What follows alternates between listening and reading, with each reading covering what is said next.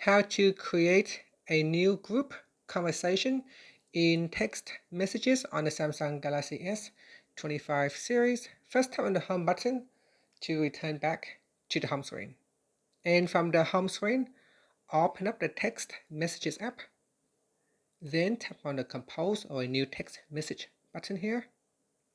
Next, go to the top and then tap on create group. After that, you can manually enter in the phone number, or you can type in the name of your contacts. So in here, I'll type in the name and I can select a contact. From the list here, just go ahead and select the contacts that you want to include in the group.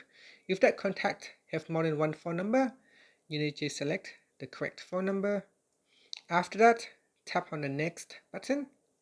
Then you can give your group a name and then tap on done. After you can now compose your text message, and then after you can tap on the done button. Now once you tap on the send button, it can send as an MMS, and that's it. Finally, tap on the home button to return back to the home screen.